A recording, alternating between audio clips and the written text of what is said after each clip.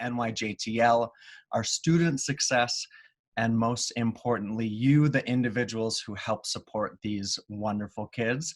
First off, my name is Nick McCarville, and I'm one half of your hosting team. And I'm Blair Henley, Nick's other hosting half. I am so excited to be with you for toasts and tennis talk and some very special guests tonight.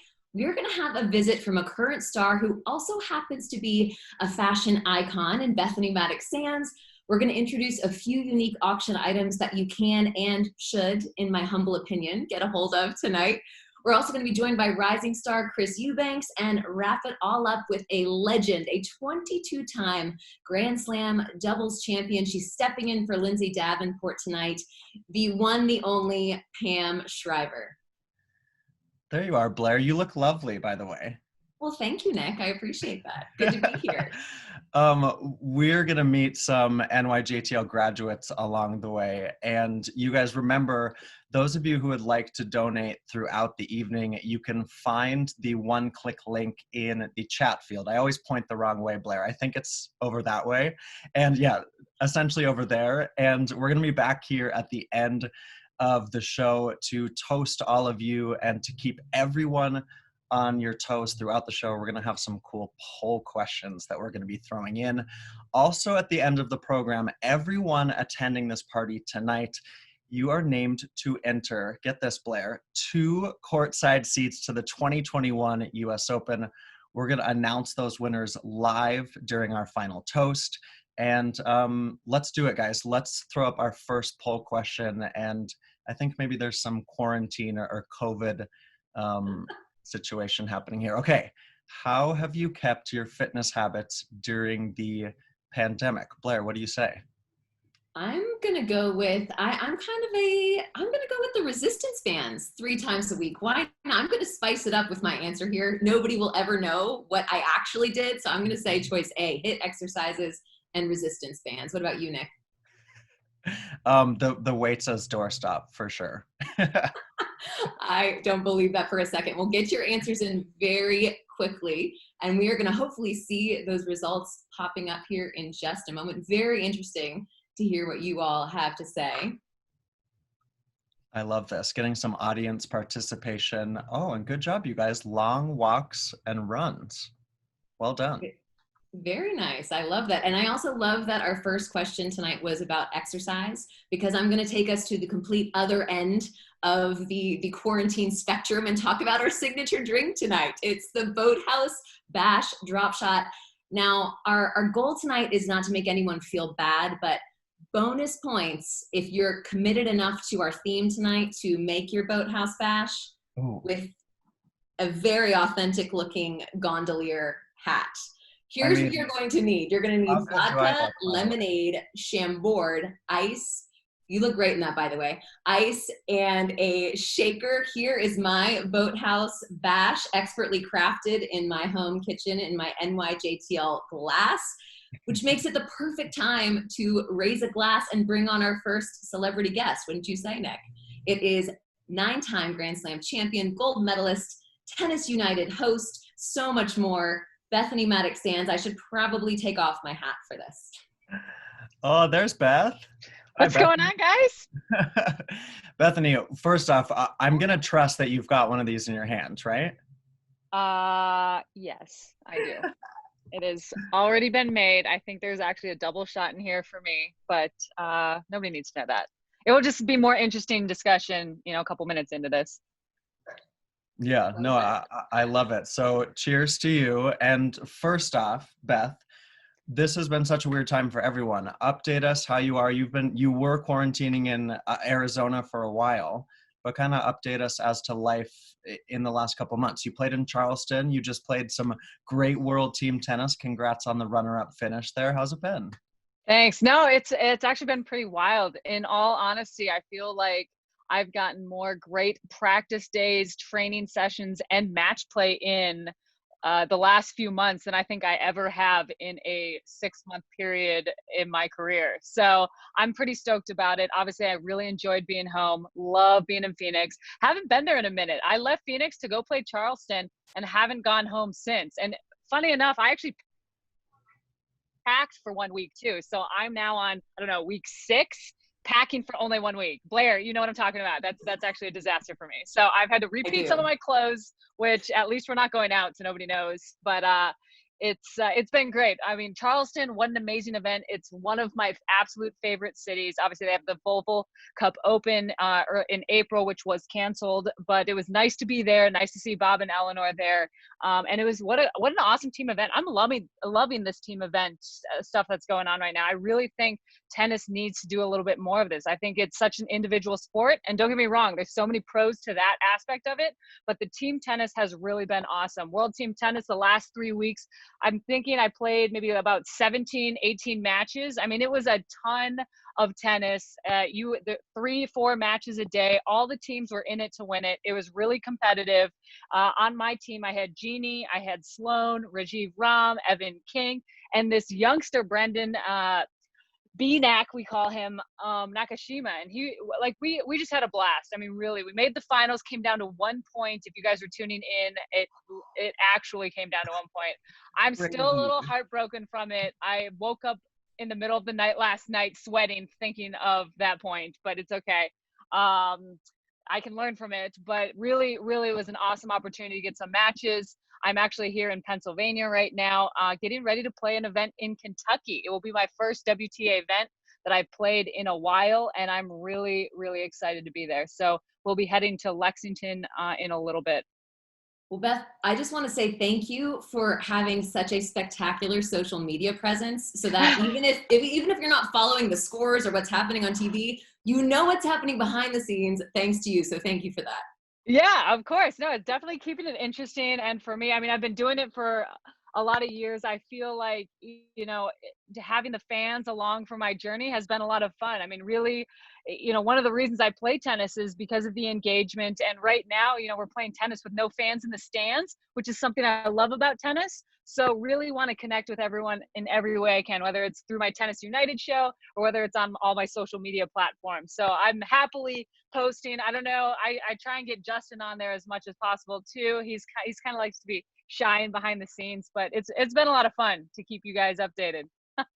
Well, and you guys pretty much know everything that's happening in my life, by the way. I get fans coming up to me asking me about Ruger, about my dog, and like my food, this coffee, and I'm like, great to know you guys are following closely.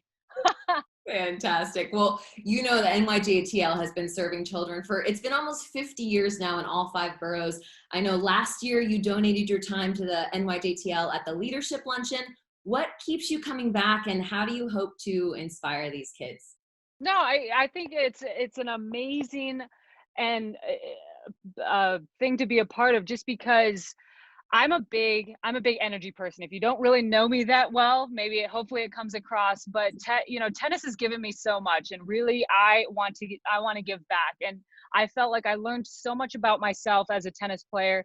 I think there would definitely be things that I would do over looking back. If I was 10 years old again, if I was 15-year-old, what would I say to myself when I was younger? And that's sort of the emotion that I take to when I get involved with whether kids are playing tennis, whether they want to go far, whether they want to be professional, whether they want to go to college, whether it's just something that's social. I mean, I think tennis really can impact a lot of lives in a lot of amazing ways. And you really don't have to be going pro to love the sport of tennis. It's one of the only sports that women, and I'm not just talking about the girls that are playing, but that women play from when they're 4 years old to when they're 104 years old.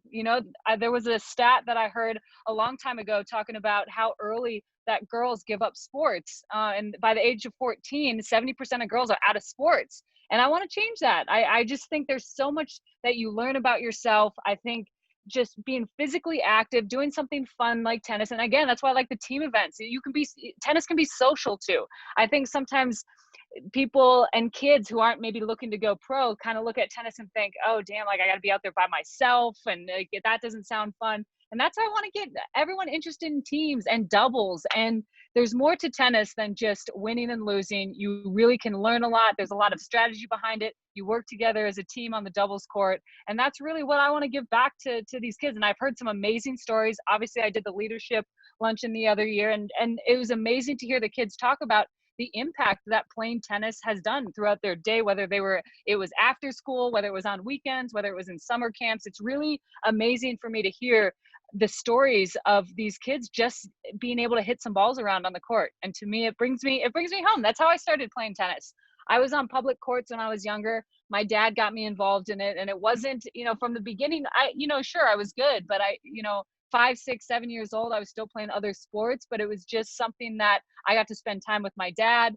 And again, I learned a lot about myself, got to take it as far as I've taken it so far, and hope that more kids can experience that. Speaking of those kids, we have a message to you from a recent NYJTL graduate. So take it away, Zoe.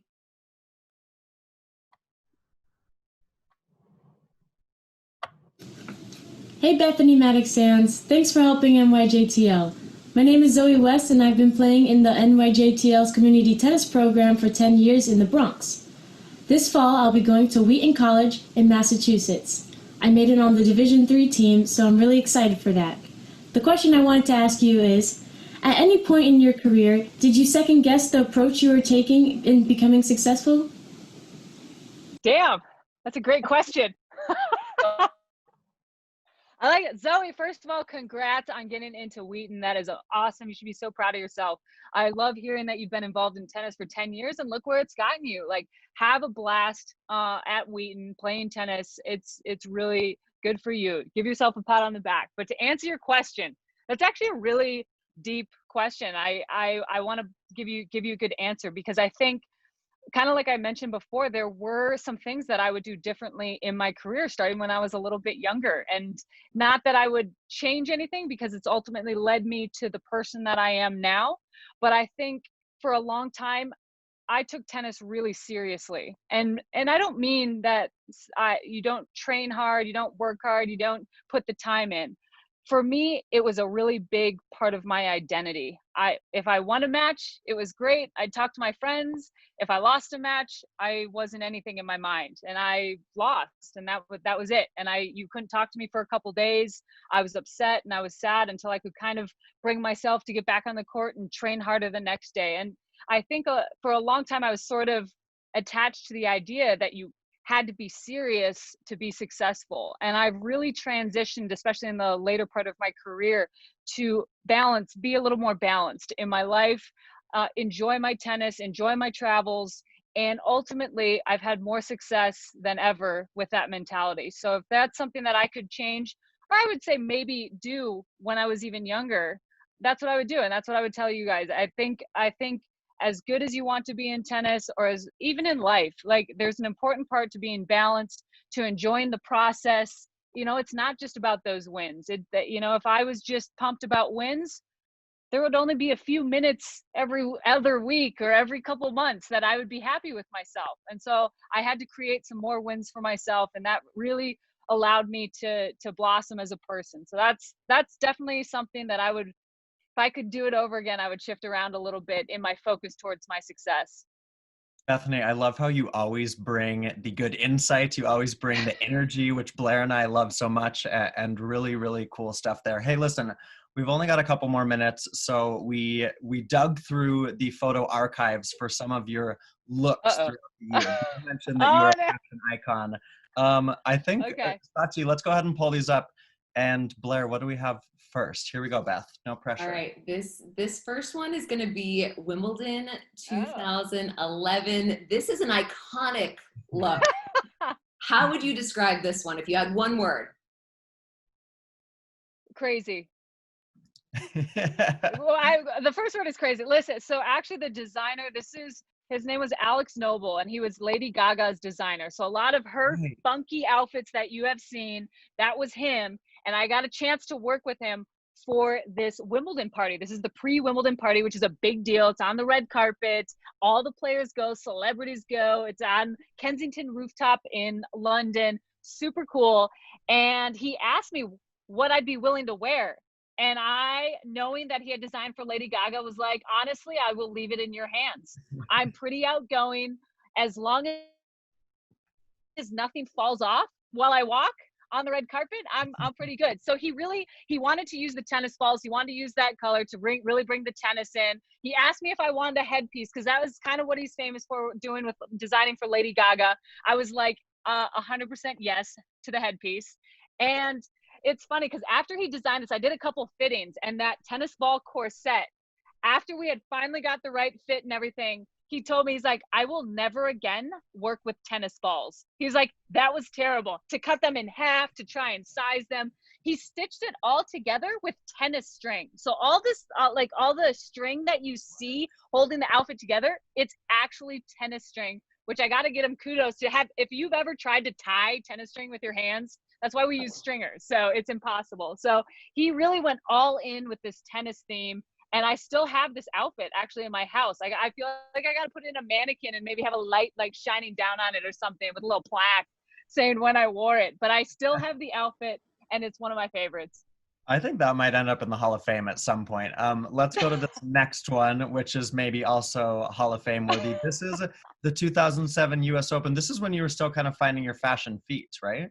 Yes. You know what? When I was younger, fashion for me was a way I sort of came out of my shell. Believe it or not, guys, I was actually shy when I was younger. No way. And Don't believe it. no, I know. Nobody believes me. But fashion was one of those things where I really felt like I could express my colorful personality. And it was almost sort of a conversation starter. Someone would ask me maybe where I got something, a belt, a hat. And that's kind of how I jumped into conversation. So fashion really brought me out of my shell. And this one, so you said 2007. I remember, I think I was actually playing with doubles with Sanya Mirza. I just remember walking out of the locker room because she hadn't seen my match attire yet. We had just warmed up, done some practices. I walk out and she's like, what are you wearing? And I was like, what do you mean? It's animal print. Like, it's super cool. And she's like, all right then. I was like, you wouldn't ever wear this? She's like, no, not ever. But I'm glad you will. So I actually liked this outfit. This was actually when I was working with BB. I don't know if Blair, if you've shopped at BB before. This was their BB Sport line. Yeah. And I was just like so into the animal print. And I feel like I was a little before the time though, because it wasn't until years later when Nike started doing that. And so I was like, damn, I was just a little early. But yeah, this was pretty fierce, and my partner gave it a thumbs down. So, but I'm sure she learned to embrace it. Bethany, we have time for one more. We're gonna try to go with a one-word answer on this one because we want to make sure we can. Let's get up here. Oh yes, this is the Forbes cover 2019. This is such a boss picture. I love it. I love this. Is just Art Deco. I did this photo shoot in Miami, and I loved this looked cool under the lights, and obviously with a little bit of shimmer. I had some neon underneath, neon on the sports bra, on the skirt, and that specific skirt is actually kind of a leather material. So a big thing for me when I was designing my line was I wanted all these cool looks, but I wanted you to be able to move in them and sweat in them. And I wanted them to be flattering. I mean, so I worked through so many different patterns and fabrics, and I would test them out with my movements and my serves in the heat of Miami. This was one of my favorite lines. It was super colorful, super fun. I wore it at the Miami tournament, and I wore it when I was in Charleston too. So I think I save a piece from all of my lines the last couple of years. So I have this in the closet still. So I want to save it. You got to save one thing from every single one of your lines. This was my Lucky in Love, my BMS collection. And I'll be having a couple more come out soon. So you guys got to stay tuned. Oh, I love that. Well, Bethany, thank you so much. And we also see Justin in the background. I love that. Cheers to both of you. Justin is busy cooking back here. I'm like, I need my skewer, my chicken skewers on time. I'm going to finish this. I'm sure he's already started too, but I'm sure I got to go help him. Well, we're toasting to you, and obviously, Beth, best of luck at the US Open. Thanks. Thank you guys. Blair, Thanks, Nick, awesome talking with you guys. So cool there, Blair, to have Bethany Maddox-Sands with us here. And once again, she's giving her time to the NYJTL, which is fantastic. What do we got next, Blair Henley? What's coming up next? Well, I love hanging. Let me just say, I love hanging with Bethany, except for the fact that she always makes me feel like I need to spice up my wardrobe. It's not a good feeling. I feel like I need to do some work ASAP. Yeah, no, I'm kind of right there with you. I feel like maybe that 2007 US Open cheetah print would go well for me. Ooh, perfect. I want to say, you guys, thanks so much for the donations in the chat box. We're seeing them pour in. So we really, really appreciate that from all of you. And Blair, I think, are we going to jump into some of the really awesome auction items that we have Yes, we here? are. So Bethany helped us get the shopping juices flowing, which is fitting because, as you said, we have a few special items set aside that you can purchase tonight. 100% of the proceeds from the auction benefits children in the NYJTL programs.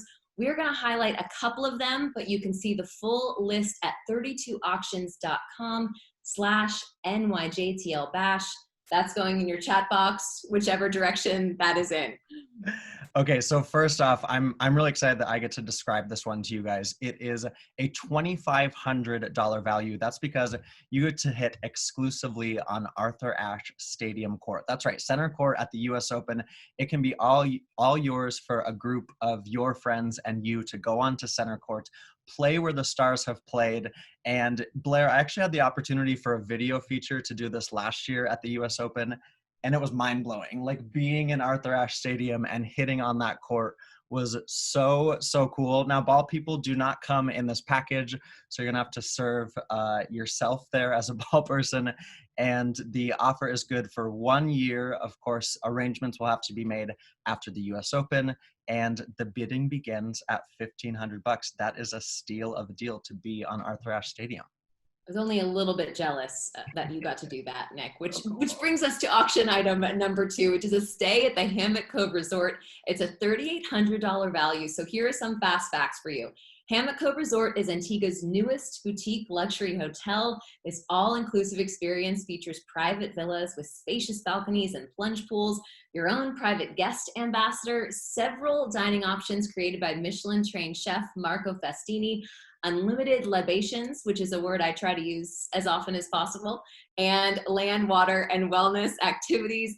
The package includes 2 villas for a 7-night stay. And yes, I'm just going to throw it out there now. I accept your offer to stay in the second villa. Bidding starts at $1,500, and the package does include a small supplemental charge. So please be sure and check the fine print and then bid away. Yeah, so awesome, you guys. We're going to make sure that you know you can go to 32auctions.com/NYJTL bash. And all of your giving, we so appreciate. Blair and I both this evening are making a commitment to give some of our hard-earned money to NYJTL because we so believe in the cause that all of us are supporting tonight. And we've also, of course, throughout the night in that chat box, we've got the link right there for you. All right, so grab your drop shot, start bidding, which is how I like to do all of my bidding, with drop shot in hand. But let's keep moving, Nick. Next up is our rising star tonight. He's a 24-year-old from Atlanta, Georgia. He was a 2-time ACC Player of the Year at Georgia Tech before making the leap to the ATP Tour. He is an absolute delight, and I'm so excited to have him with us tonight. We're going to bring in Chris Eubanks for a little chat. One of the nicest guys you will meet on tour. Nick, I think you can attest to that as well. I love the college tennis success stories on tour, and Chris Eubanks is one of them. Went to Georgia Tech and has really had great success, Blair, within the Challenger Tour, the USTA Pro Circuit, and on the ATP. He's got a little bit of an old school game too, a little old school flavor. He's also 6'7", which I would do anything for that height. I think that maybe that's the secret to finally getting my serve to work. Hey, Chris Eubanks. How you guys doing? Thanks for having me. Good. Thanks for being here with us. It's been a roller coaster of the past 5.5 months. How have you been? What has life been like for you? So I've been doing as good of a job as I can to just kind of maximize this time. This is a bit of an extended off season where we've never had before. I cannot remember the last time I've gone, what are we at, 4 or 5 months without playing a competitive match. So at the beginning of it, we didn't really know how long things were going to last. So I kind of just used the time to try to build my body. I put the rackets down for about 4 or 5, maybe even 6 weeks, maybe hit once or twice a week, and just got in the gym and just kind of use that to say, okay, this is an opportunity I have now to kind of build my body, get a bit stronger, never really had this before, because when everyone tries to build their body, they're usually playing tennis at the same time. You're burning so much, it's tough to really hold on to it. So I just kind of, my mindset just kind of shifted. It just kind of took a turn to, okay, let's build my body, let's get as strong as possible, and let's just use the most of this time, because honestly, I mean, I hope we never have a time like this again. And, just want to make sure that I'm going to be ready when tennis returns. So that's probably been my biggest thing. Well, Chris, we so appreciate you joining us here. And there's this video out there of you playing as Arthur Ashe, which is so cool because it was a VR experience that you did last year. And I thought that was so awesome. And because of Arthur's involvement in NYJTL, I'm just curious, how do you feel like his message, what he really stood for, how would that resonate still today with a lot of these NYJTL kids? I think one of the biggest things, and especially in studying Arthur Ashe before the documentary or the virtual reality film, what I had to really take a look at a lot of his interviews to try to learn his mannerisms, learn the way he spoke, and just try to do as best job I could is try to, portray that. And one thing I noticed that he always put such an emphasis on education. It wasn't even, you could go back and watch so many interviews of him, he rarely spoke about tennis.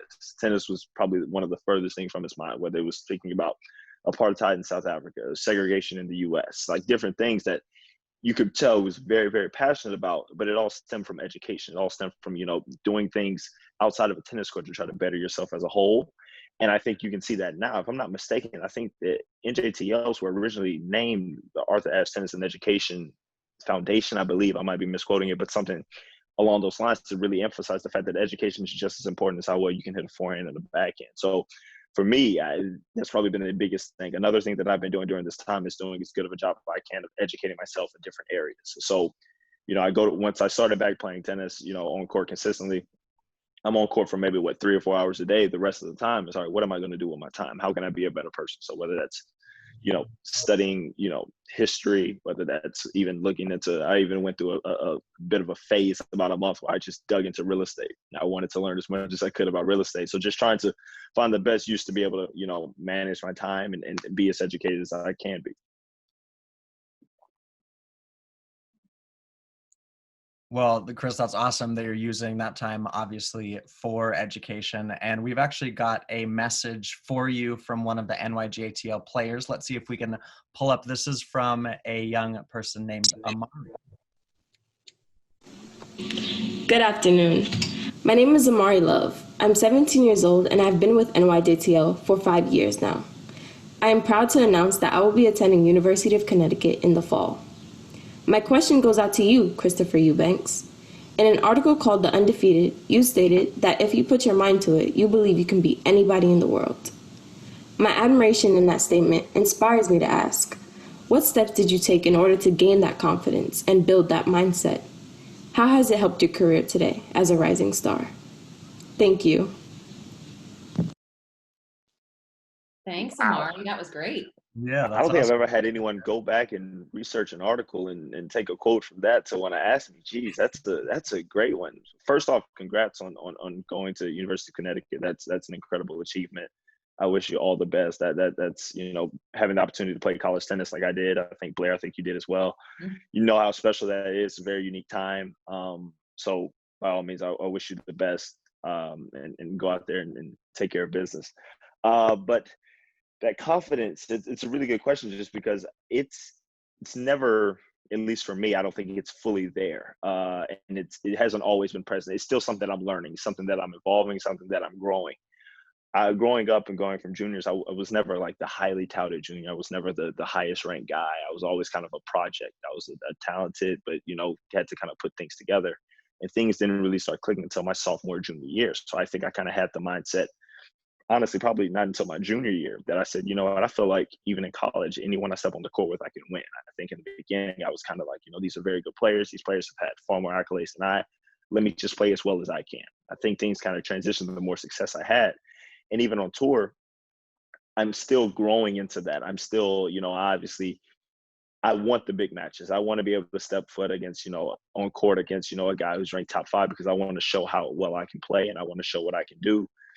But I still have to, I think, do a better job of telling myself in reinforcing that I am a pretty decent tennis player, because it's not always there. You go through some lumps and some bruises. The clay court season has been pretty tough for me. So being able to keep that confidence has been a bit tough, but I think actually kind of learning and ironically enough, one of the most confident people that I think has helped me the most in believing in myself and understanding my confidence and my abilities has been Coco and her father, Corey Goff.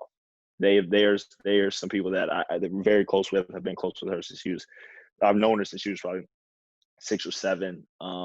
But Corey has always kind of kept in touch, and he's always kind of instilled in me a level of confidence that I think he has more confidence in my abilities than even I do. So when you're just around him and he reinforces the fact that you go on court with anyone, you can win. That's a mindset you have to have in order to be great. And then I see it manifested in Coco. And I genuinely know, like, for a fact, when she made the Wimbledon run and she says, I want to win the tournament, that was not just a quote. That was what she really feels. And when she lost, she was very upset about it. So being around that and just kind of, absorbing as much of that as I can, taking that in, saying, this is a 16 at the time, 15-year-old girl who really believes she's going to win Wimbledon. I'm 23, 24-year-old. I should have a bit more confidence in myself. So she's actually done wonders for that and helping me kind of consistently move along in a more positive direction of always having that high level of confidence in myself. I love that. And I appreciate your Instagram banter with Coco as well. So if you don't follow these two on Instagram, you should go do it right now. But Chris, we have one more question for you. It's going to be a fun one. I've heard rumors of these jam sessions, speaking of social media, with Evan King, which brings me to my question. If you could form a tour band right now with your fellow players, let's say you had to pick 3, who would you choose and why? I love Oh, that. man, that's a great one. Jeez, I'm going to have to go with Evan. Evan's going to have to be first and foremost. The guy, in terms of just bringing energy, I mean, Evan's just he's just a different animal. The guy can just make them be the most positive person in the most, the worst situations. And you're wondering, man, like, how are you staying so upbeat? Hey, man, it's such a positive outlook.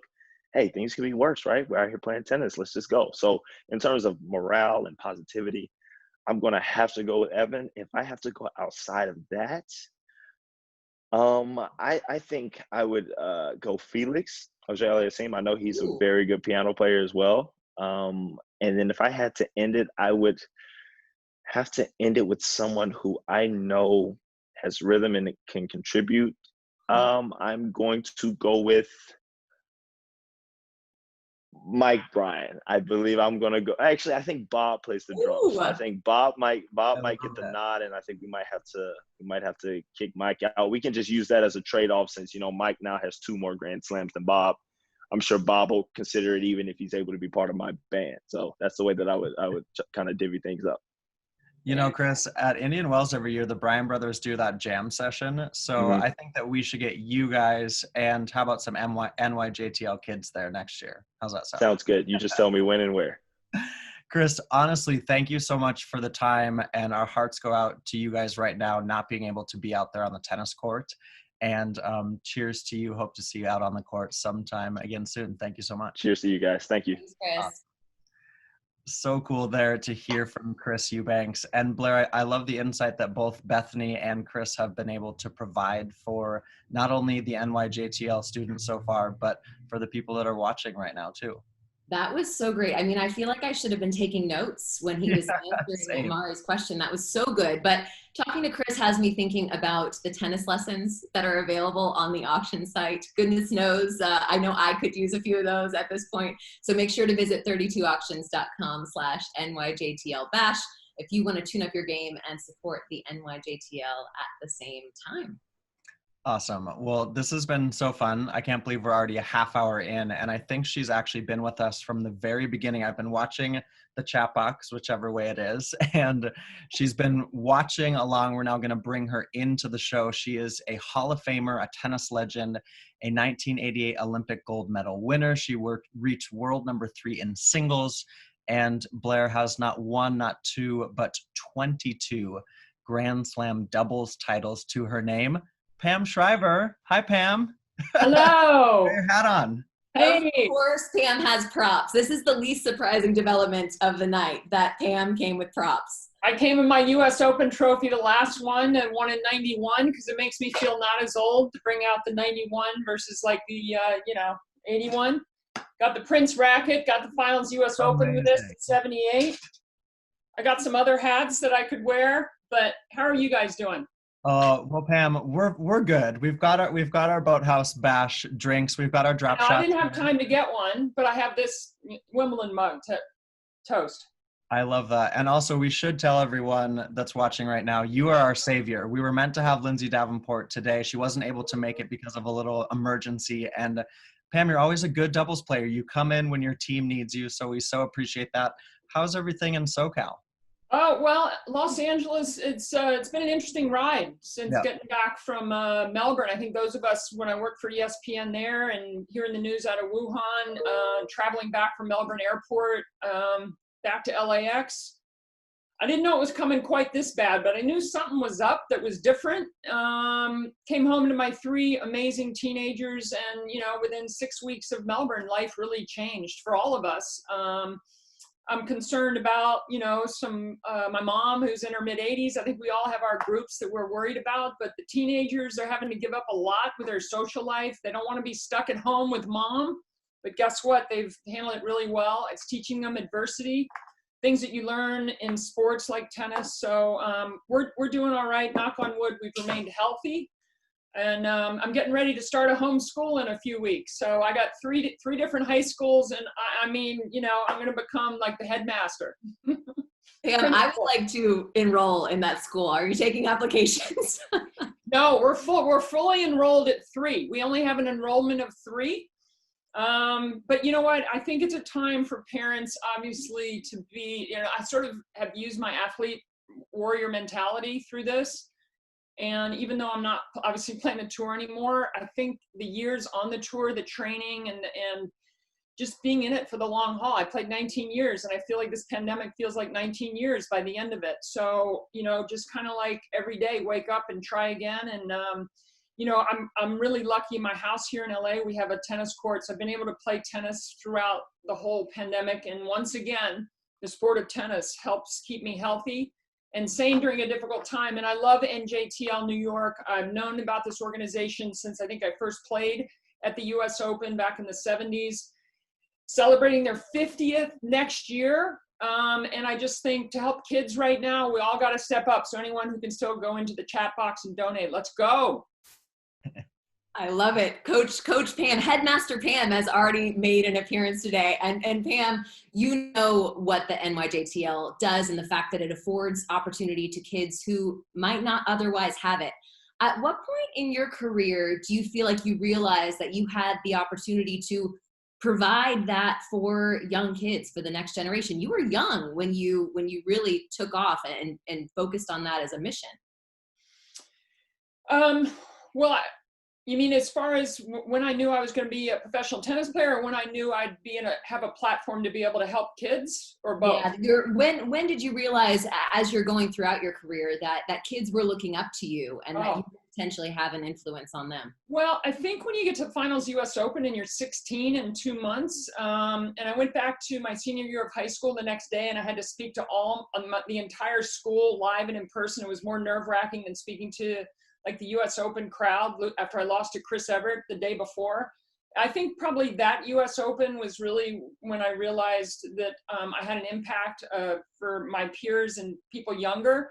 What I love about tennis, though, is through all the stages, and now as a mom who encourages my kids to play, and I encourage everybody to play this great lifetime sport, is every stage I've been able, whether it was when I was living in Baltimore and start my charity event and encourage people there to play, or here through First Break Academy, another NJTL here in Carson. I just want to be able to help any way I can for families to realize that the great sport of tennis, and it's also a great social distance sport. So during this difficult time, tennis is one of the safest sports out there. So it's tough. It's a skilled sport. You got to practice a lot. Hand-eye coordination, you don't have to always play tennis to develop the skills to play tennis. You can just develop your hand-eye coordination anywhere, any corner of your house. Your parents will let you hit against a wall inside the house like we've seen on social media. Develop the skills when you're young because it'll help you the rest of your life. All right, Pam, we have an NYJTL player that is going to say hello, and they have a question for you. Let's take a look.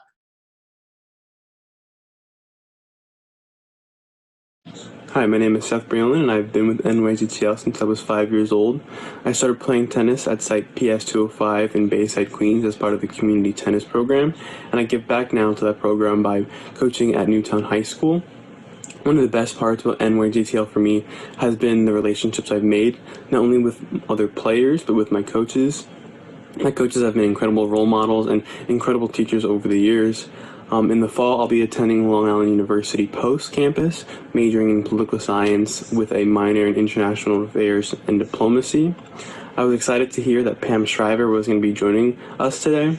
So my question for her is, in 1988, when you won the gold medal at the Olympics, how did it feel not only winning personally, but on behalf of the entire country? Thank you. Wow, Seth, great question. I actually have another prop.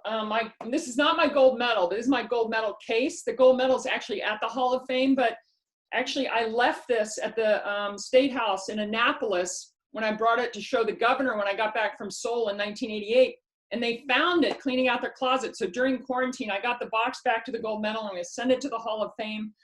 It felt amazing. Xena Garrison, we were not regular partners back in '88. Martina Navratilova chose not to play in Seoul. So Xena and I, we played a couple of tour events that summer to get ready. And we weren't the favorites, but we ended up beating the Czechoslovakian team, then called Czechoslovakian, in the finals. We won it on our 8th match point. It was a huge thrill for both of us. We talk about it still to this day. We can remember certain points. When Xena served for the match, and it's like this do-sad game that took forever. And we were roommates. She beat me in singles. And so it was one of the highlights, as well as when Martina and I won our first Wimbledon together in 1981. So Seth, great question. Thank you for updating the video today and not saying Lindsay Davenport's name, although I would have accepted that because I'm also about Lindsay's height. Good luck at Long Island University Post, where you already know what you're going to major in. And believe me, we need those skill sets right now. So thanks so much for your question. Pam, that's what we call a flex, when you show the Olympic medal box and say, oh no, but it's not in here because it's at the Hall of Fame. Hall of Fame. That is an ultimate athlete flex right there. We love it. And we're going to wrap things up with a short round of what we're calling, it's pretty logical here. We're going to call it finish the sentence. We're going to start the sentence for you.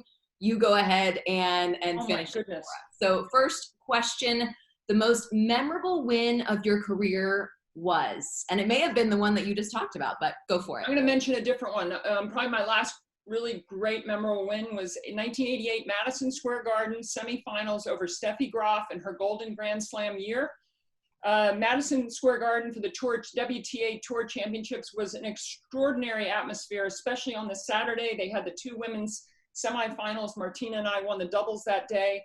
And to beat Steffi in straight sets with a strategy of just coming to net on every single ball, even some of her first serves, I'm like, I'm not going to stay in the back of the court. So that win really stands out for me. And New York, obviously, I had some of my best moments in New York. That's why I'm happy.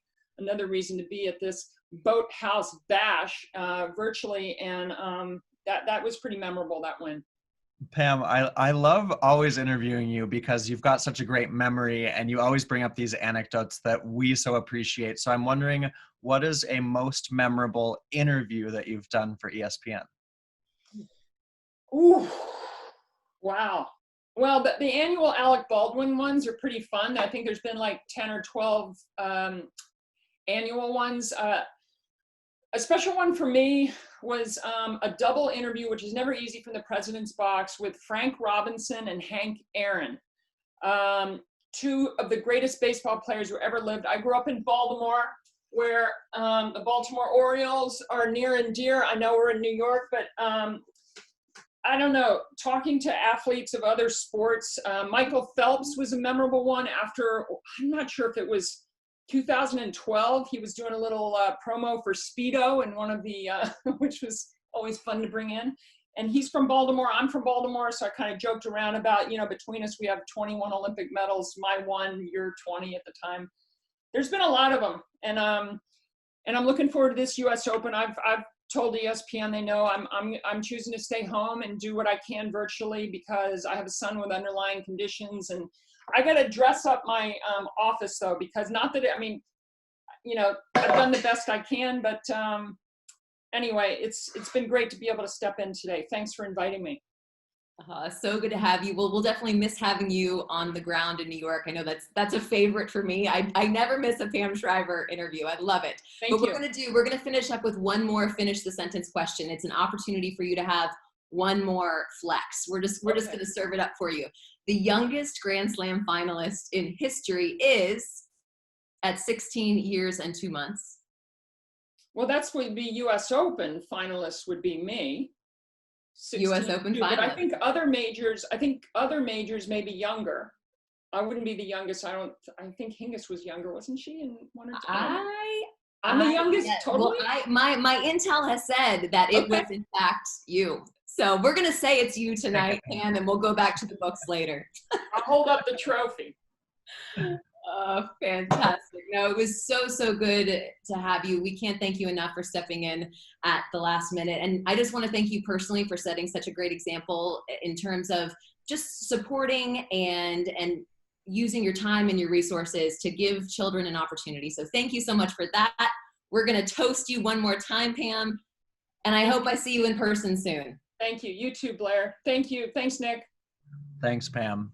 Thanks so much. Awesome. I mean, that was the cherry on top of what has been a delicious Boathouse Bash trio of stars. Bethany, Chris Eubanks, and now Pam Shriver. Really cool, Blair, there to obviously hear from Pam, and really awesome that she was able to pinch hit for us. The ultimate team player there, right? That is right. I want to make sure I congratulate our scholar athletes and thank you for your participation today and your valuable donations to support the work that the NYJTL is doing. And as we mentioned, every single dollar that you give today goes directly to fund the NYJTL programs for children. Please give. I'm gonna put on the headmaster Pam hat and say, go ahead and donate. There you go. Right? This was close to what Pam was wearing. Is that right? It's close enough. It's close enough, Nick. Okay, I believe we have arrived to the time. I'm waiting to be told otherwise, but I think we are ready to announce our raffle winner for these are the courtside seats at the 2021 US Open. Now, we mentioned those couple other of items, the auction items, 32auctions.com, but Joe Sorello, you've got a basket in your hand of names. Oh, well now, let's stop that virtual background. I love the virtual. No, let's stay on the beach. Let's and we've got... I can't read it. Robert Seifert. Robert Seifert. Congratulations. That is. That's congratulations. Hey, Nick and Blair, I just want to say thank you so much for your talent, your energy, your time here today. We really appreciate it. Pam Shriver, the genius of Pam Shriver, the excellence of Chris Eubanks, and the wonder of Bethany Maddox-Sands. Can we just bring out the Boathouse event team for your last toast here today? Yes. And it's back to you, Blair. Fantastic. Well, thanks to all of you as well. Make sure to stay tuned for details on the upcoming 5K to 50 event this fall as the official kickoff to the 50th anniversary campaign. I'm so excited for you guys. Until then, let's raise your glass, your Boathouse Bash drop shot one more time tonight. This toast is to all of you who joined us. Thank you so much. Thanks, guys. See you later.